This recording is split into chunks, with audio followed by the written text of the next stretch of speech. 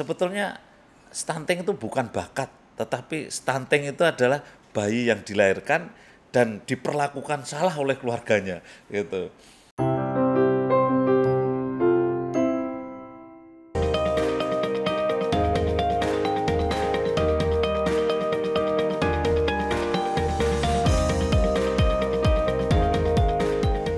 Selamat datang di Unlocking Potential, seri podcast Tanoto Foundation yang membahas isu-isu terkini, isu-isu pendidikan, sumber daya manusia, dan keberlanjutan. Episode hari ini, kita membahas peran keluarga dalam pencegahan stunting di Indonesia. Saya, Satrio Tanujoyo, CEO Tanoto Foundation. Dan bersama saya, hari ini, Kepala Badan Kependudukan dan Keluarga Berencana Nasional atau BKKBN, Dr. Hasto Wardoyo. Selamat datang Pak Hasto. Terima kasih Pak Satrio dan senang sekali ketemu dengan Tanoto Foundation dan Pak Satrio. Pak Hasto sebelum menjabat Kepala BKKBN adalah Bupati di Kabupaten Kulon Progo selama 2 periode. Saya ingin bertanya kepada Pak Hasto pertama-tama mengenai stunting dulu ini. Iya Pak. Saya ini mengenal kata stunting baru tahun 2018, Pak. Dan ternyata saya tidak sendirian. Banyak yang juga belum kenal dengan kata stunting pada waktu itu.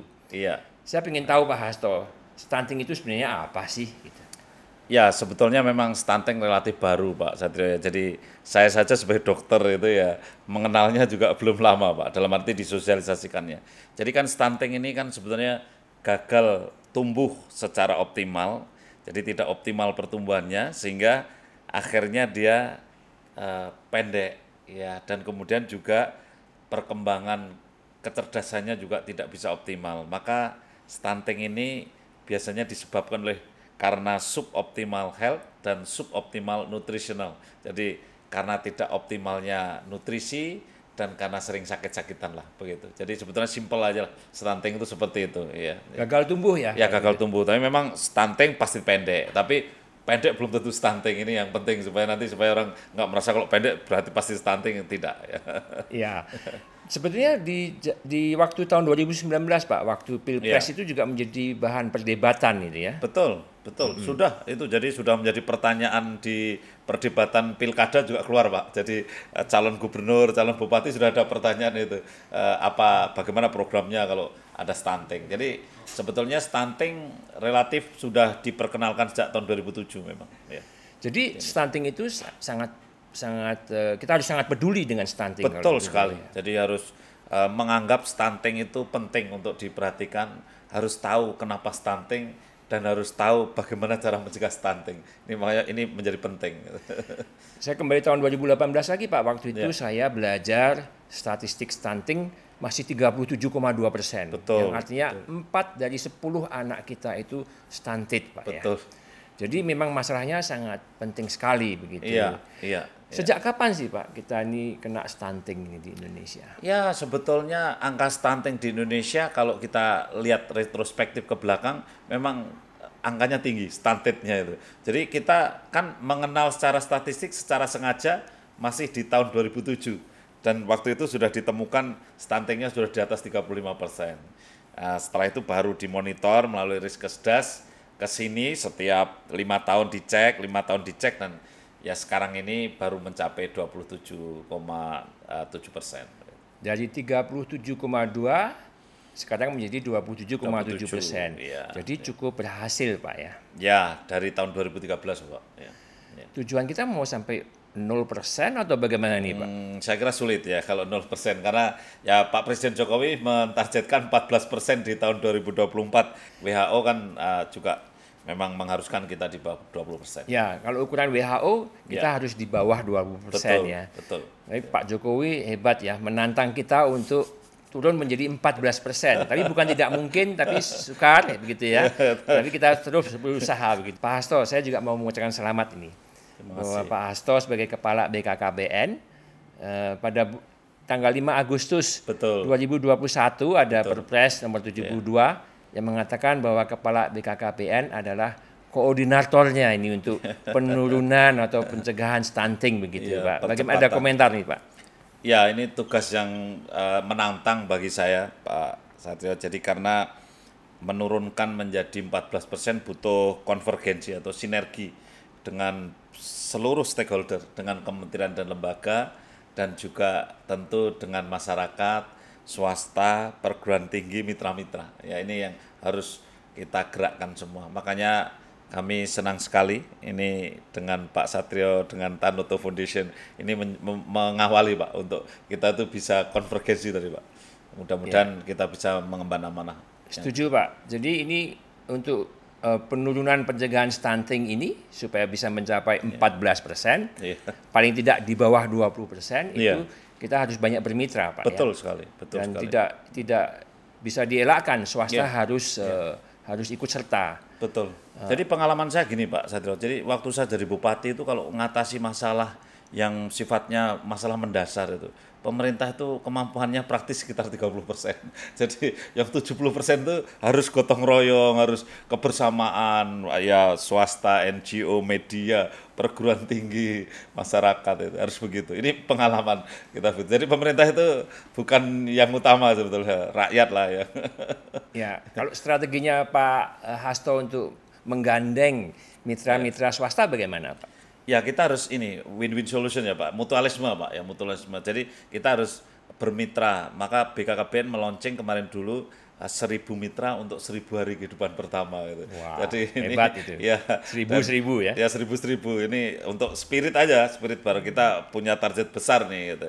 Makanya kami ini ingin bagaimana mengambil satu irisan-irisan yang menguntungkan bersama antara mitra dengan kami. Artinya apa yang kita mitrakan juga memang sudah menjadi visi misinya mitra kami di dalam kegiatannya, sehingga kami juga ikut bersama-sama di situ Pak. Prinsip kami begitu. Maka kami misalkan dengan Tanoto Foundation kami senang sekali karena ini education Pak. Jadi bagaimana memberikan pelajaran kepada keluarga. Ini contoh ini untuk dengan Tanoto Foundation misalnya begitu. Kami juga bermitra dengan perguruan tinggi, strateginya bagaimana mereka yang mau belajar dengan istilahnya kampus merdeka, merdeka belajar ini biar bertemakan stunting gitu Pak. Sehingga akhirnya nanti mahasiswa itu bisa mendapatkan tugas akhir dengan problematika stunting. Jika kami menyediakan material teaching Pak, bagi perguruan tinggi kami lah menyediakan material teaching di desanya terkait dengan problematika stunting ini, kemudian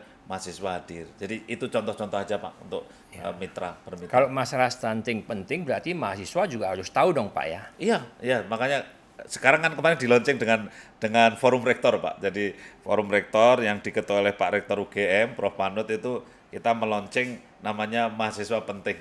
Jadi mahasiswa penting ini mahasiswa peduli stunting.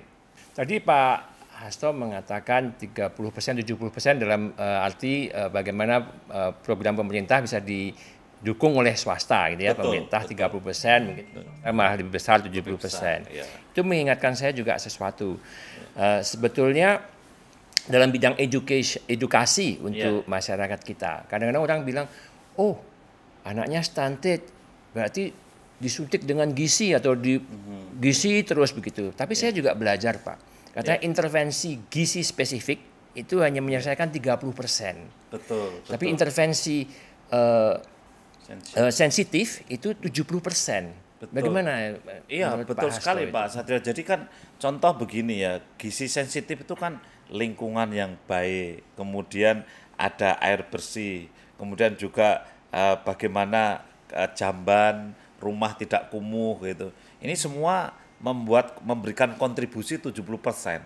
Jadi sebetulnya kita bisa bayangkan ketika orang itu lingkungannya bersih, kemudian dia jambannya baik, rumahnya tidak kumuh, airnya air bersih, maka hampir 70% tidak stunting anaknya.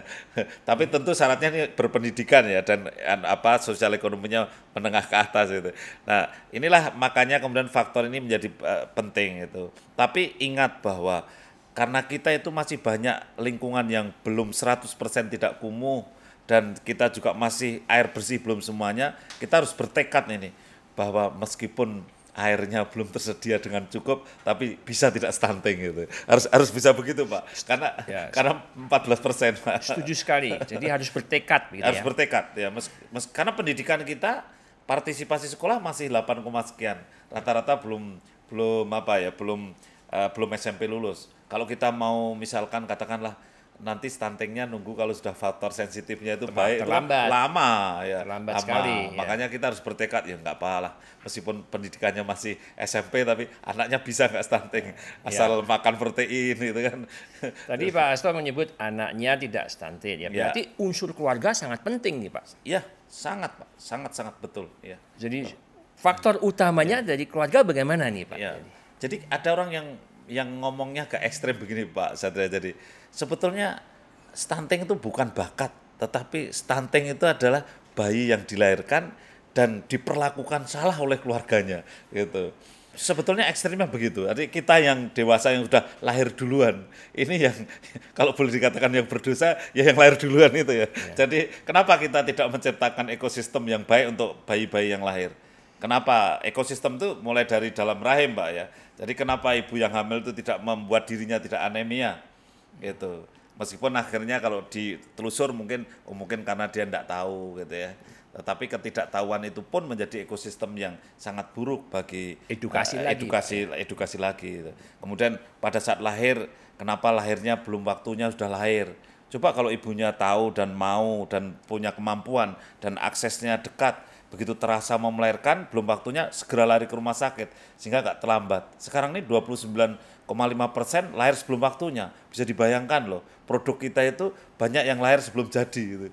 Jadi ngeri juga Pak kan. Jadi ini kan kita salah sebetulnya. Ini delay ya, masalah delay. Jadi faktor keluarga memang sangat penting. Bahkan bagaimana anak-anak remaja, anak-anak yang mau menikah, mau punya anak harus dipersiapkan dulu. Betul sekali Pak. Makanya kan ada program juga namanya suami siaga Pak. Jadi ini kan karena suami biar betul-betul siap mengantar, menjaga istrinya. Gitu. Ini ya karena keluarga tadi ya, jadi keluarga. Jadi keluarga berarti tidak hanya pendidikan atau edukasi terhadap calon ibu, tetapi juga calon ayah. Begitu. Betul sekali. Jadi saya sering kritik itu Pak Satria bahwa orang itu sering sibuk pre-wedding itu. Tapi prekonsepsi nggak dipikirin itu. Padahal murah, sederhana itu. Hanya karena dia tidak tahu. Jadi, kalau murah itu bagaimana Pak? Ya, periksa HB untuk mengetahui anemia paling Rp5.000 kalau di puskesmas. Itu pun kalau katakanlah kalau dia nggak punya BPJS. Kalau punya BPJS kan gratis itu. Kemudian minum tablet tambah darah, itu kan murah. Minum asam folat murah. Jadi sebetulnya banyak orang yang secara finansial itu mampu, tapi dia tidak belanja yang tepat untuk prekonsepsi. Jadi makanya harusnya pre-wedding itu digeser dikit lah, jadi prekonsepsi itu yang diutamakan. Jadi sebetulnya juga itu mindset ya Pak ya? Betul sekali, mindset. Ya, mindset. Ya. Tanoto Foundation itu melakukan sedikit studi dengan Alive and Thrive di tahun 2019. Itu melakukan studi tentang perilaku mengenai gizi di beberapa daerah di Indonesia ini. Dan ternyata ada perilaku yang misalnya di daerah yang banyak ikannya. Tetapi anak-anaknya tidak diberi makan ikan, tapi malah diberi makan yang lain yang tidak bergizi begitu ya. Bukannya tidak punya ikan, tetapi juga masalah edukasi, masalah pengetahuan, orang tuanya tidak menyediakan ikan itu. Bagaimana kita memerangi perilaku seperti ini supaya bisa mencegah adanya stunting? Iya, betul sekali yang disampaikan Pak Satrio bahwa memang kita harus merubah mindset. Jadi kalau BKKBN ini punya langkah-langkah, step-step untuk merubah perilaku, Pak. Jadi yang pertama harus memberikan pengetahuan dulu. Dengan pengetahuan diberikan, maka biasanya mindsetnya bisa berubah. Setelah mindsetnya berubah, baru perilakunya berubah. Jadi banyak sekali mereka itu sebetulnya secara finansial mampu, tetapi gara-gara pengetahuannya kurang, akhirnya perilakunya juga tidak matching ini. Ada yang punya uang, tidak beli telur, tidak beli ikan, tapi justru yang dibeli ada mie, ada makanan-makanan fast food yang sifatnya sangat hanya karbohidrat saja. Ya. Pak Hasto, stunting itu tidak hanya merugikan anak-anaknya secara individual, tetapi juga dampaknya itu secara nasional, berdampak bahkan terhadap ekonomi nasional. Pak Hasto. Karena tadi dikatakan anaknya tidak cerdas, anaknya jadi gampang sakit. Kemudian berarti economic power-nya juga akan jauh dengan anak-anak yang tidak stunted begitu ya Pak ya. Dengan demikian juga pemerintah di tahun 2017 sudah mengadakan Stranas ya, strategi nasional untuk stunting begitu. Betul. Nah itu apakah Pak Hasto bisa mengelaborasi sedikit mengenai ini? Ya, di dalam Stranas ini memang strategi nasional untuk percepatan penurunan stunting, ada pilar-pilar yang harus kita kerjakan. Di antaranya ada katakanlah komitmen gitu. Jadi harus ada komitmen yang kuat dari kepala-kepala daerah untuk mendukung program percepatan penurunan stunting. Kemudian ada pilar yang terkait dengan KIE, jadi konseling, kemudian edukasi, informasi. Ini harus betul-betul kita, ini pilar yang kedua. Kemudian juga ada pilar yang memang penting dan sekarang ini menurut saya masih banyak miss itu, tentang data. Ya, tentang data. Bagaimana kita bisa bekerja dengan presisi yang bagus. Karena biasanya data ini masih validitasnya masih lemah ketika kita betul-betul akan serius. Kita harus menemukan by name, by address dan real time. Ya, inilah bagian dari pilar-pilar untuk Stranas tadi, termasuk bagaimana ketersediaan pangan, misalnya begitu. Ini juga menjadi bagian yang sangat-sangat penting. Nah, oleh karena itu BKBN saya kira sudah ada arahan termasuk dari Pak Wakil Presiden untuk Stranas ini kemudian diterjemahkan dalam pilar-pilar itu, dan kami akan melaksanakan untuk konvergensi sampai di tingkat desa. Itu yang paling penting. Saya mau bertanya satu lagi nih Pak, sebelum nanti saya ada pertanyaan terakhir nih ya Pak ya. Tentang edukasi anak-anak ini, kalau yang stunted ya, pada tahun 2018 masih tadi saya katakan 4 dari 10 anak itu stunted. Kemudian mereka ke sekolah, berarti mereka tidak bisa cerdas dong Pak. Nah nanti itu bagaimana ya untuk the learning outcome. Jadi untuk hasil-hasil mereka belajar itu kurang dong. Ya memang begitu. Jadi daya saing kita ini yang rendah sebetulnya Pak. Ketika sekarang ini contoh aja, ternyata selain tadi masalah intellectual skill-nya, ternyata mental emotional disorder-nya juga tinggi. Jadi sampai 9,8% sekarang ini. Iya. Ini ya karena salah satunya stressor yang juga mengakibatkan stunting, mengakibatkan autism begitu. Nah, ini sesuatu yang sangat serius. Stunting itu juga menyebabkan hal-hal lain. Nah, oleh karena itu daya saingnya akan lemah memang. Makanya kalau seandainya kita ini punya jumlah kuantitas penduduk yang besar, remaja yang banyak, itu kalau seandainya belum bisa berprestasi, kadang-kadang sampai ingin membuat sesuatu saja harus mendatangkan sumber daya dari luar, kadang-kadang begitu. Padahal itu sepele itu. Itu juga dimulai dari keluarga ya Pak ya? Dimulai dari keluarga. Jadi kalau kita keluarga tidak mau anak stunted, tidak mau anak bodoh ya jangan stunted. Iya, gitu ya. jangan stunted. Ini penting sekali. Dan tadi Pak Satrio sudah menyampaikan bahwa sangat mempengaruhi bagaimana ruang fiskal kita ke depan. Karena memang beberapa penelitian juga 20% lebih rendah kemampuan untuk mencapai finansial yang optimal ini untuk mereka yang stunting. Mungkin 20% itu underestimated ya Pak ya. Karena bisa jadi. Saya bayangkan kalau anak stunted nanti tidak bisa bekerja dengan anak yang tidak stunted. Bedanya bisa sangat-sangat signifikan. Iya, gitu, kalau 20% itu underestimated. Padahal sebetulnya bisa jauh lebih itu. Karena apa? Yang satunya sukses sekali. Yang satunya mungkin bisa potensi kemampuan ekonominya luar biasa. Tapi yang stunting ini bisa berat itu. Ini pertanyaan terakhir nih Pak. Baik. Kalau ada ibu dan bapak orang tua masih anaknya pasangan masih bayi, pasangan usia subur, pasangan usia subur gitu.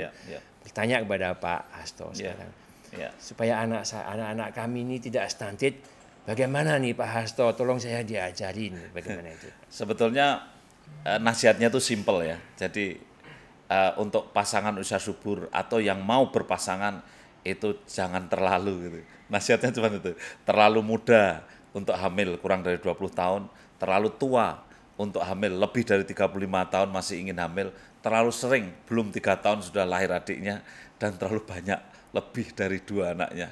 Karena terbukti bahwa yang lebih dari 2 risiko kematian ibu tinggi, anak tinggi, stunting juga tinggi. Makanya slogan kami ya jangan terlalu kalau mau tidak stunting dan 2 anak lebih sehat. Terima kasih Pak Hasto atas waktunya dan pencerahannya. Terima kasih. Sama-sama, Pak. Stunting itu adalah masalah yang besar bagi bangsa kita Indonesia. Maka mari kita bersama-sama untuk mempelajari atau mengenal lebih baik tentang stunting. Sehingga kita bisa mencegah anak-anak kita tidak menjadi stunted dan kita bisa mencapai tujuan kita yang telah diamanahkan oleh Bapak Presiden Joko Widodo mencapai 14% di tahun 2024. Terima kasih Pak Hasto. Sampai jumpa di Unlocking Potensial yang akan datang. Terima kasih sekali. Terima kasih Pak Satrio. Terima kasih.